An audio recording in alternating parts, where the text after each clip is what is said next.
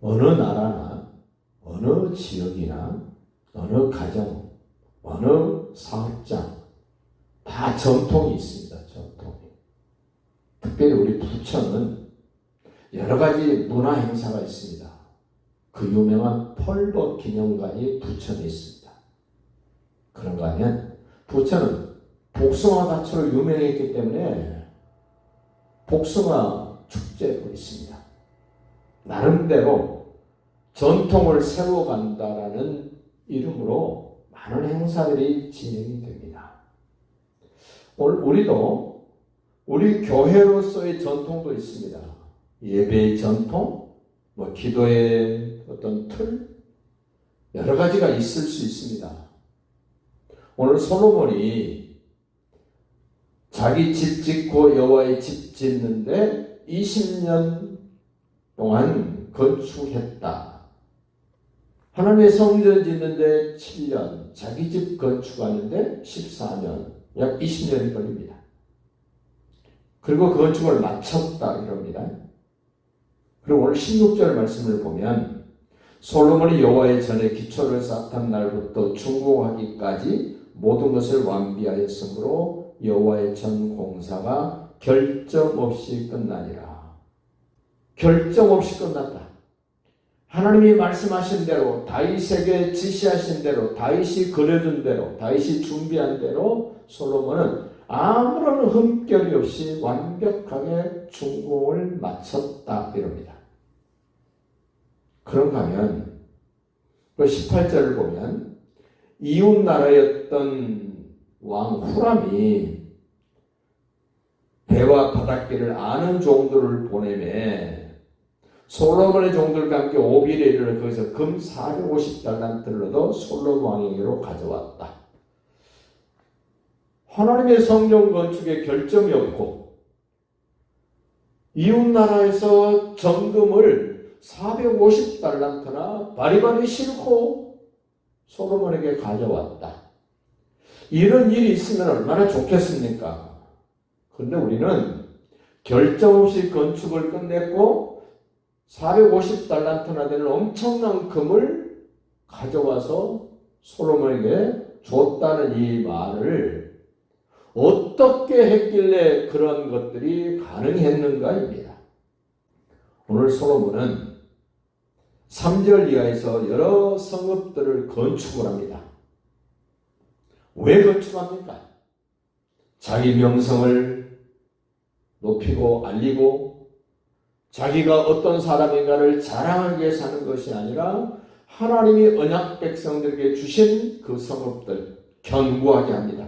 완벽하게 합니다. 하나님의 말씀을 따라서 진행을 합니다.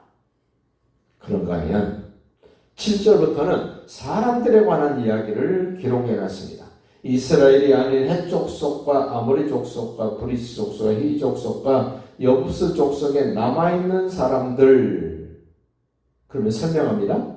이스라엘 자손이 다 멸하지 않았으므로 하나님은 다 죽이라 그랬는데 너 좋고 나 좋고 식으로 살려놓았던 그 사람들 어떻게 합니까?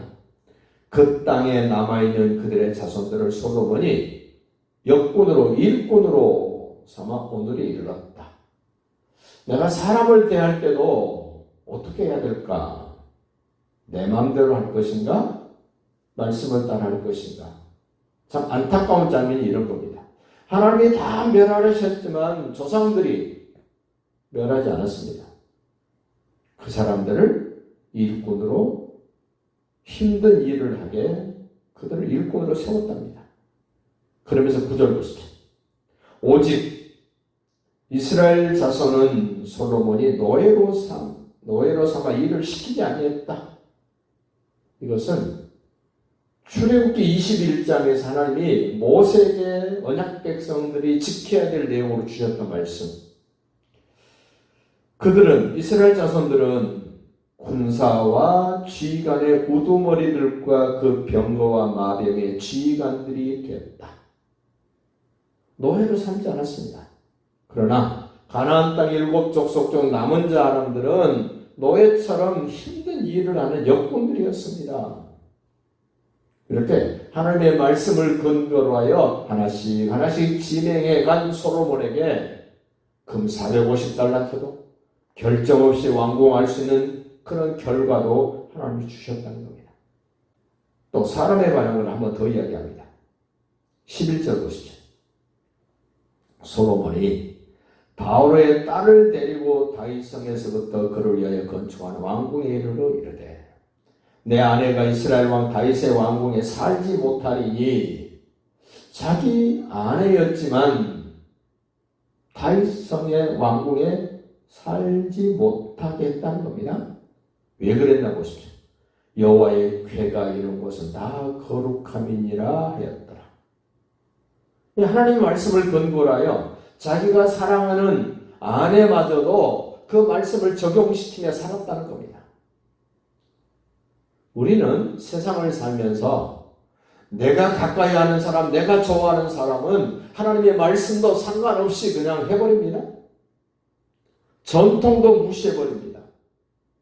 그런데 솔로몬이 참 잘했다고 생각되는 내용들, 물론 이제 솔로몬도 11장에 가면은 변질이 됩니다만은 12절도 보십시오. 솔로몬이 낭실 앞에 쌓은 여호와의 제단 위에 여기에 번제를 드렸다.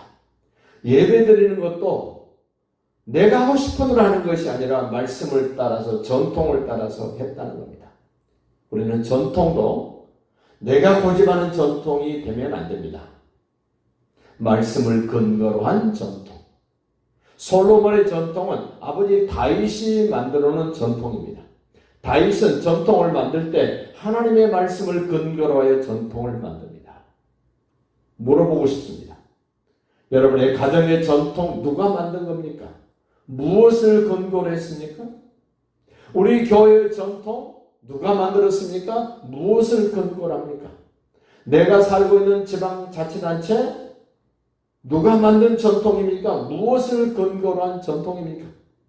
대한민국의 전통이 있습니다. 누가 만들었습니까?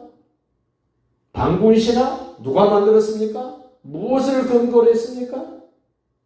하나님의 말씀과 상관없는 전통, 하나님의 말씀과 상관없는 누가 만들어 놓은 전통, 우리는 결단해야 됩니다. 그 13절을 보십시오. 모세의 명령을 따라. 이게 말씀을 따르는 겁니다. 말씀을 근거로 된 전통을 따르는 겁니다.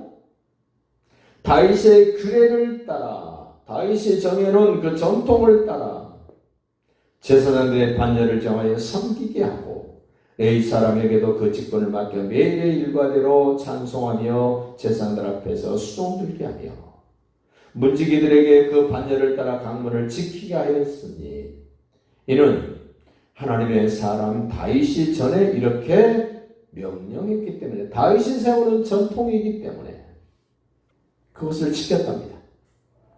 우리는 예배드리는 것도 찬송하는 것도 기도하는 것도 섬기는 것도 하나님의 말씀을 근거로 해야 됩니다. 하나님의 말씀을 근거로 만들어 놓은 좋은 전통들 우리는 지켜가야 됩니다. 누군가가 말씀을 깨닫고 더 좋은 내용으로 어떠한 부분을 더 첨가한다면 그거는 좋습니다. 그러나 자기 생각, 자기 관점, 자기 주장을 내세워서 어떤 전통을 만들고 말씀하고 상관없이 뭔가를 만들고 지키도록 강요한다면 우리는 그거 과감하게 버려야 됩니다. 솔로몬에게 결정 없이 준공할 수 있었고 450달란트나 되는 엄청난 금을 후람이 갖다 준 이 모습을 볼 때 솔로몬이 한 것은 말씀을 따라서 했습니다. 그리고 아버지 다윗이 말씀을 근거로 만드는 전통을 따라서 했다는 이것을 기억하고 우리도 하나님이 말씀하시는 것을 믿음의 사람들이 삼는 전통을 귀하게 여기면서 결점 없이 온전하게 이룰 수 있는 우리 모두가 될 수 있기를 예수님의 이름으로 축복합니다.